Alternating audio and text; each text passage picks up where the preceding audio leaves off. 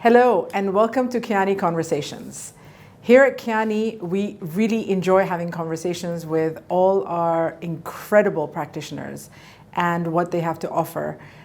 This is a platform where we try to educate everyone and tell them about the benefits of different modalities, different practices that you could reach out and utilize in your daily life. So we're here to try to make a little bit of a change in your life, our life, and also to educate people about topics that affect us on a daily life. Today we have a lovely person that I really enjoy having conversations with, is Maneet Kaur Singh. She's a psychotherapist and a clinical mental health counselor. Welcome, Maneet. Thank you. Thank you. This is the first time you've come on our conversation, yes. So it's going to be a lot of fun. I would love for you to tell everyone what you do and the different kinds of areas that you cover within the psychological world. Please go ahead. So I'm a psychotherapist, a clinical mental health counselor. I used to work with a very different population when I first started out, which was a dual diagnosis clientele, and I worked in a hospital. So essentially it was individuals who had a comorbid issue. So there was an addiction of some sort along with a personality or a mental illness. So I used to work with them to kind of make sure that they were managing their medication and also how to live a normal life, get back into society as they were mandated there. When I moved to Dubai, I switched radically to, I work with individuals, I work with couples, and I work with families on a host of different issues and problems that they face, from daily stressful situations to more couple dynamics, communications, family systems, how families are kind of running, the roles that people play. And I also teach interns. I do some corporate work as well. Yeah. But I'm also a trauma-informed therapist, and I also do EMDR. So wow, that is a lot of different things. That's a lot of stuff. Yeah. So, so today we had to pick a topic, right? Yeah. So we had to let's go in one direction rather than go into many. So we picked the topic of the paradox of being only needed, right? Yeah. And that's a really big thing. It's a cross spectrum. It goes all the way from individuals within the family system of constant need of parents, children, husband and wife, colleagues, and all of that, right? Yeah. So I wanted to touch on these subjects because I think loneliness is a very big thing. And yes. Loneliness doesn't necessarily mean that you're lonely without people around you. Mm-hmm. You can be lonely with a lot of people around you, right? Yes. So we want to touch on the subjects of what it means, how we can cope with these kind of things, mm-hmm. and how are we culturally also, culturally makes a huge difference as well, because, Asians and Arabs and very family orientated, while in Europe, yes, yeah. And in Europe it's very much like individuals, mm-hmm. smaller family groups, yeah. etc. So first of all, let's talk about what does it actually mean when somebody's identity becomes built around being needed. What is that? A few different things, right? Being needed can go from fulfilling individual needs. So your spouse, for example, or, as a mom, I'm a mom, my kids have certain needs that need to be fulfilled. They obviously, not just the basics of feeling safe, and they get their main, comfort, and they food and a house and shelter and all of that stuff. But there's additional needs. They need emotional support. They need guidance. They need, someone to play with too, right? When that baseline of being needed becomes your entire identity, where it consumes you, and you no longer see yourself anywhere outside of that role, that's kind of when it starts becoming a little bit more of an issue personally, because that's where the loneliness starts to kind of develop, right? So there's nothing wrong with anyone being needed, right? I think everyone to some degree likes to feel needed, especially by a partner, right?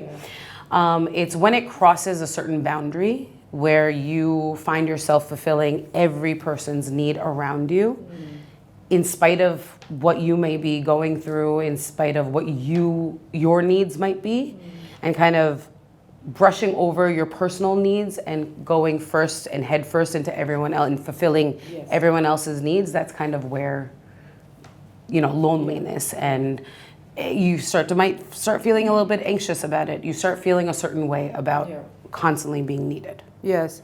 I mean, studies have published in journals like social, psychological, and personality science. They show that the social exclusion and feeling unneeded directly lowers your global perception of life's meaning. So, for example, if I'm not needed anymore, I am not relevant, and I'm not, and that leads to a state of loneliness, and then that can go into another different, path that you're going through. So, how do I want to overcome these kind of feelings of hurt, of shame, of hypervigilance, of where I'm like, they need me, they have to need me, whether I'm within my married life, for example, like a husband and a wife constantly, one or the other always has to be needed, right? So how do I decipher that, and how do I overcome something like that, Well, look, there's a manner in which you need to be needed, right? We talked about that just a second ago. That there is a point, it's the moment you cross a boundary. This hypervigilance around constantly needing to feel needed, that essentially is a loss of identity, right? Because now your whole entire identity has become you being needed by someone, whether it is your partner, whether it is your kids, it could be your friends, it could be other family members. But you are essentially degrading your own personal needs to fulfill everyone else's, because you feel there's a sense of feeling that is what you're supposed to do. That is what becomes your life's purpose. All right? How do you combat something like that? Is figuring out where you are, right? Who are you? I think what some of my clients have come in with something very similar, where their kids have gone off to college. Now their world revolved around pickups and drop-offs and lunches, and not only were they taking care of the emotional and physical needs of all the kids, right? But the same thing with the husband. Now it's like the empty nest syndrome type of a thing, right? Where they don't have that feeling of being needed anymore, and you feel a little lost. Feel a little depressed, definitely feel lonely. I think that's an opportunity to also allow people to find what their actual purpose is, to look for the things that interest you, to develop yourself again, right? To rebuild who you are as a person. But also it also allows you to take control. So for example, the minute I think, this is just my view, that when you find that you're not needed, and you start seeing it more and more and more, you start creating aspects of yourself where you hand it back to the other individual.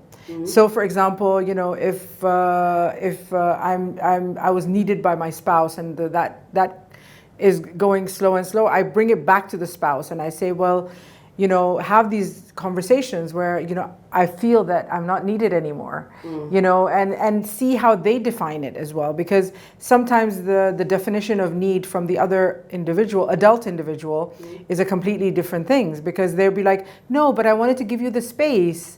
I didn't want you to feel that you were, that I'm pulling so much out of you. So I think conversations between 100%. Friends and spouses and parents as well, because older parents, they start needing you more. So the shift goes from your children to your parents, and so that's I find very crucial. And the conversation is 100% important, right? If you're able to have that conversation when the receiver on the end is actually hearing what you have to say, right? So that becomes critical when the other person can actually understand where you're coming from, right? There's a lot, very often, especially in the couples work that I do, depending on the culture that you're from, there isn't that sort of understanding, right? You don't have that space to have that conversation with your spouse that like, I don't feel needed anymore. Sometimes they look at you like, what do you mean you're not needed anymore? You cook, you clean, you keep the house going, right? Yeah.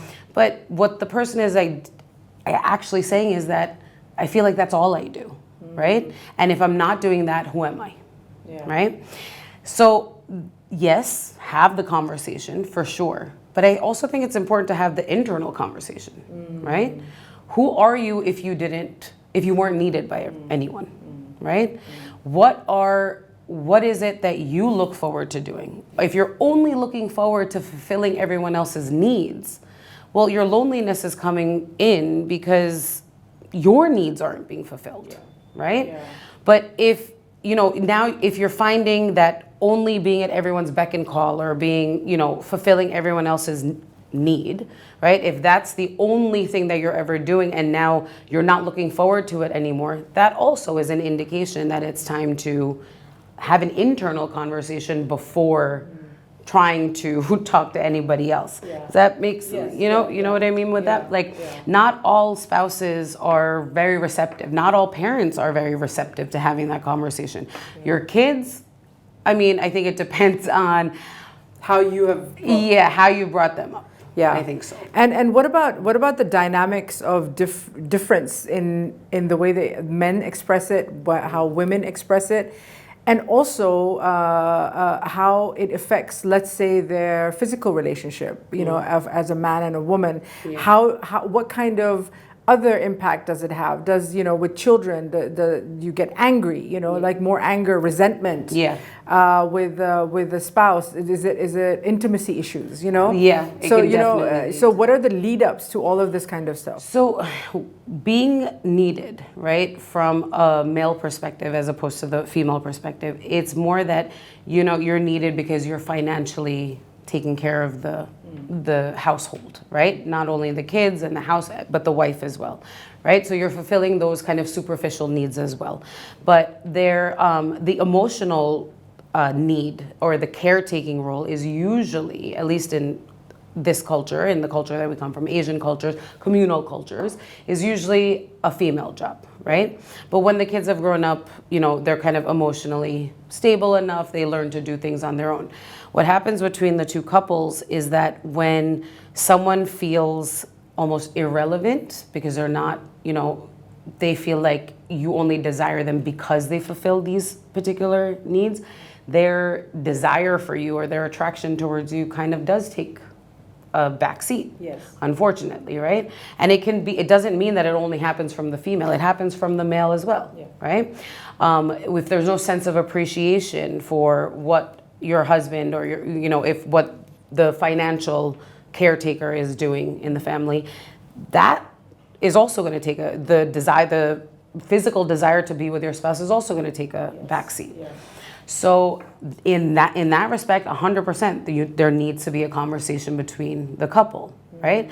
If you are feeling underappreciated, if you're not feeling that, there's any value for what you bring to the table, right? That no one is really seeing you for you other than what you can do for them, right? Yeah. That, if you want to bring that, so to speak, spark back, right? That conversation is extremely important. Yeah. You need to talk about the other things that you appreciate. And men are not expressive, and women are expressive. Yeah. So men have to come out now and start, vocalizing. 100%, they have to. Yeah. It can't just be, often what happens, and in my couples work I see it a lot, is that there's magical thinking. You assume that the other person knows what you're feeling and what you're thinking, right? So you should automatically know that I feel a certain way. Yeah. How am I supposed to know if you don't tell me? Yes. Right? And for husbands, think about it. How often is it that you just have this expectation that your wife should know? Yes. Right? But have you ever actually said the words? If you haven't said the words, how do you know? Or how is the person supposed to know that they need to do something for you? Yeah. Right? If you want your laundry picked up, is it just you're saying it in your mind and your spouse automatically knows to go pick up the laundry? No, you say it, right? You inform the person, I need this done. Could you do it for me, please? Yeah. It's the same thing. Yeah. You need to express. And it becomes self-sacrificial almost, like you're self-sacrificing yourself and you're, Yeah. But then you're talking about the husband and the wife that stays at home. But what about the dynamic of the two working? So, the husband and the wife both working, or the partners are working. Yeah.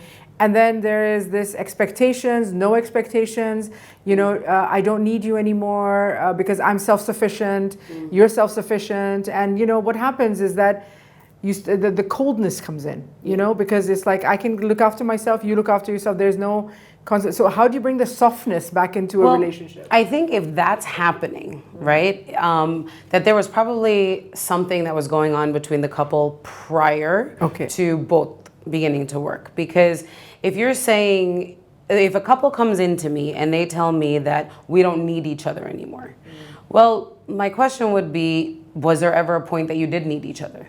Right? Because if you didn't from the beginning, what was the actual relationship? Right? So if I do have a couple coming in, I would want to go and kind of explore what was the relationship like before you had this idea that you don't need each other anymore.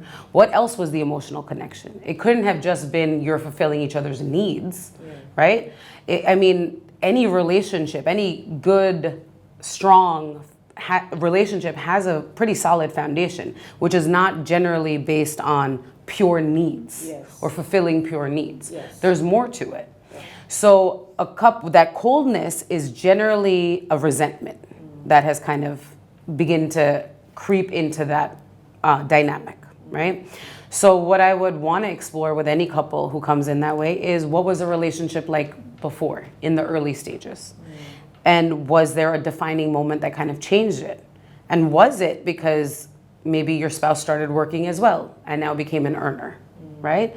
But then what does that mean? Does that mean that you were going to work, coming home, and had no conversation? Yeah. Right? You want to look what's underneath that, because needs aren't just financial or emotional, right? There's physical needs as well between husband and wife, but there's also there's other emotional needs. There's a connection that you want with your spouse, with your partner.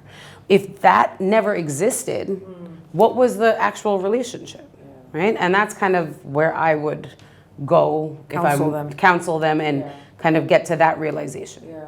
Because oftentimes they also forget. Yeah.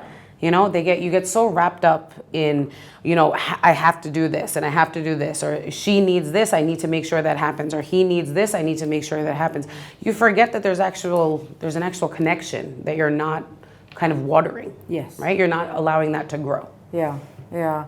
Very, very complex. Yes, it is. They're very complex. Couples, families are very complex. Individuals are complex, right? So now imagine two people who are coming to you because they're both having individual complexities, but it's affecting their couple dynamic. Yes. Of course, it's going to be complex. Yeah. And also, within families, a lot of times the children who go off to boarding school, the mother, is not able to give, for example. Yeah. And then those children come back.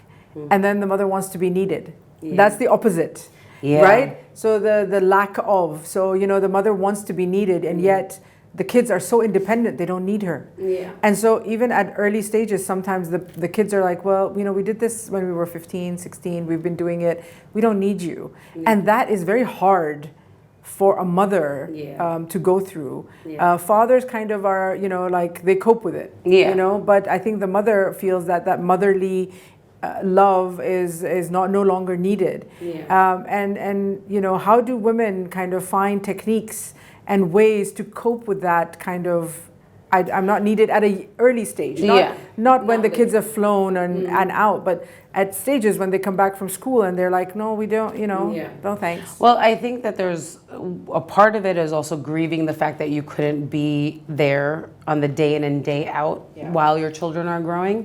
So that is something that I would definitely talk about with someone who's coming in with a issue like this, right? Is that there is a part of you that needs to grieve the fact that you're not with your children day in and day out, right? But every stage of development for a child require different needs, right? If you weren't there to kind of hold their hand when they were feeling sad, physically there, when you could wanted to comfort them and do all of that, well, there are other things that they need from you, right? Get to know your kid. Get to know their personality must have changed while they were away, right? Get to know them. What are their likes? What are their dislikes now? Yeah. You know, it's going to be very different than what it was before they left. Yeah, adapt. They adapt. It's about adapting to change, but also knowing how to adapt to it. And I say this to all my clients. If you don't know, ask. Yeah.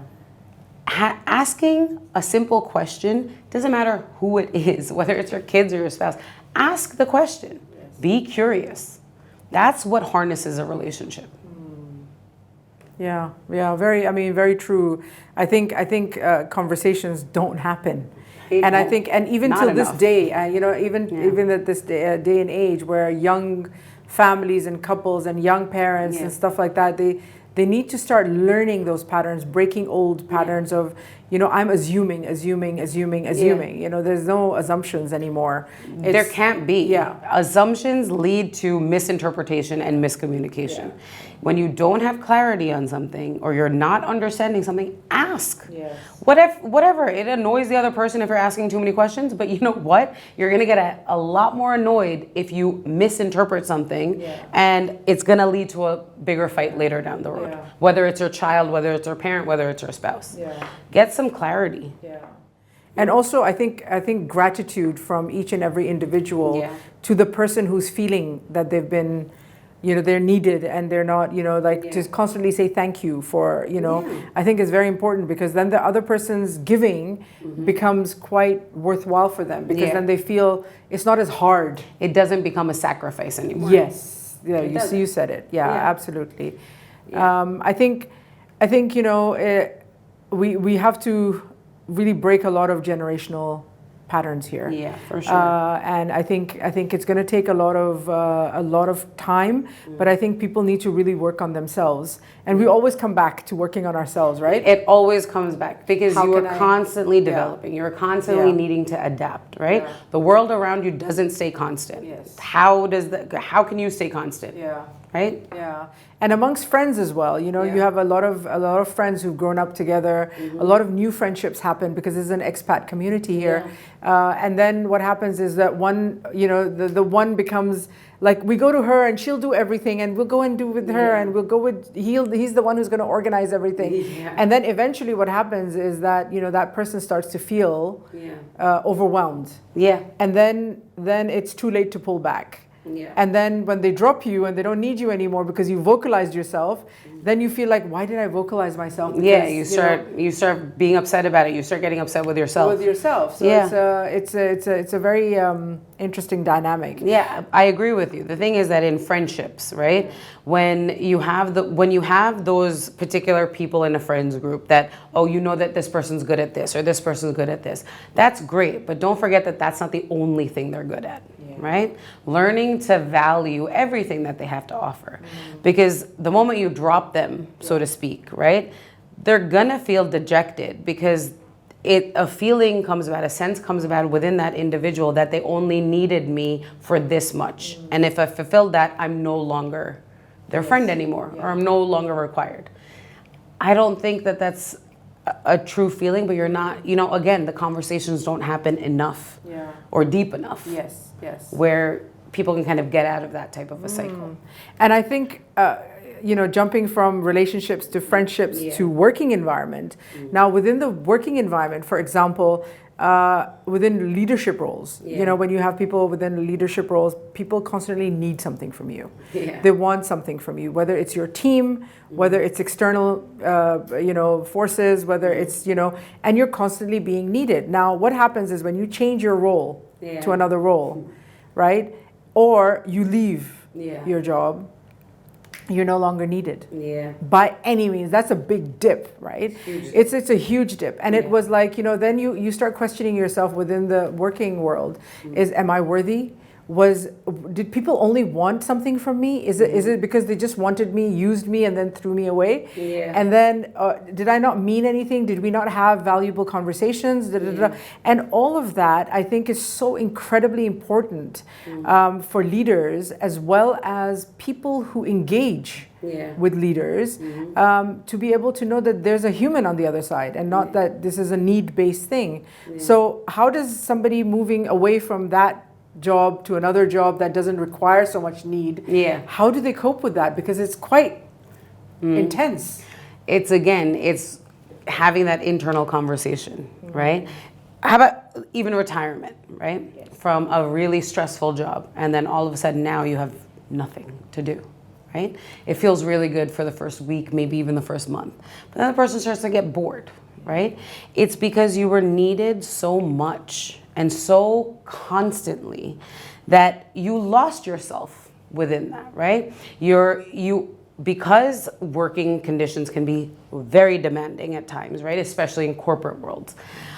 You lose a part of yourself because now you find yourself working on the weekends too. So that, the hobbies that you used to do or the friends you used to be with, all of that kind of fell to the sidelines because work was where you needed to be. Primary, yeah. Right? It became primary. If we throw ourselves into something like that and we forget all the other parts of our life, that dip from leaving work or changing jobs or retiring is going to be massive. So if for someone who's going to be engaging with leaders now, it would be that line or that boundary between work life and home life. Work on your home life when you're actually home. Don't mix it in with the work life. As hard as that's going to be, but it's about setting a boundary. Right? Because in the future, when you're not going to be working any longer or you're not going to be in that same role where you were heavily needed, it's going to hurt later on. Yes. Yeah. So, I mean, what are the, maybe list a few coping mechanisms that they could actually work with at home, and how can they come in and get help from a psychologist or anybody else? So they can come in anytime. Right? Literally what we're doing is having a conversation. And through getting to know the person is how we find coping mechanisms or tools that work for the specific individual, right? But in general, whenever there's a sense of overwhelm or anxiety, right? Grounding techniques such as breathing techniques help enormously, right? It's not always fun to do when you're surrounded by a lot of people, but take a moment for yourself, excuse yourself, do some breathing exercises. They work really well. When it comes to learning who you are again, go for the class, right? You see something online that might interest you. You see maybe a group therapy or a group workshop is happening. If you have an interest in it, try not to hold yourself back. It's not easy, right? Especially when you feel a little dejected or you're not feeling in the best state.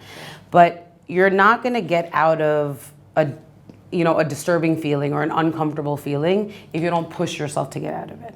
So some of the tools would actually be to try something that you are hesitant about trying safely, right? So if there is something that you're interested in about, go and explore it.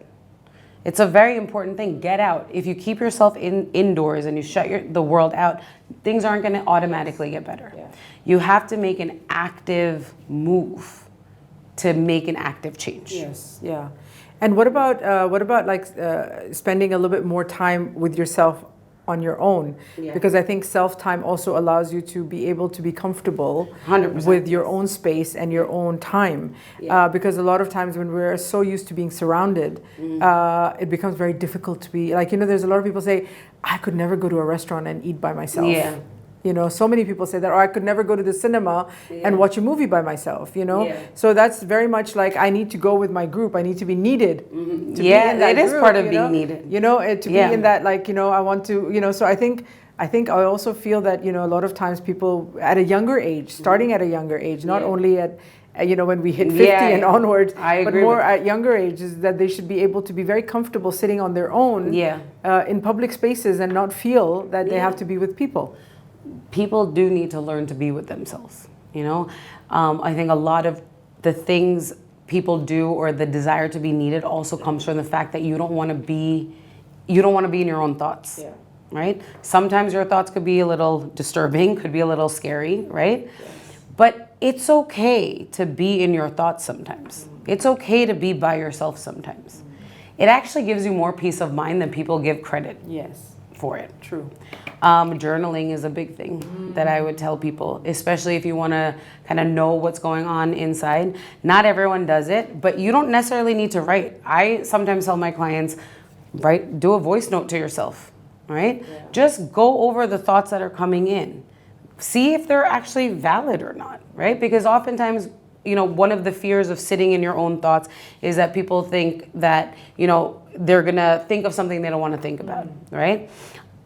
It's okay if you do that, because at the end of the day, you're gonna validate whether it's true or not, right? You're still gonna think, you're still gonna analyze what you're thinking about. But the only time I would say, you know, don't sit in your own thoughts is if it's becoming a habit, or if it's the only thing that you're doing, right?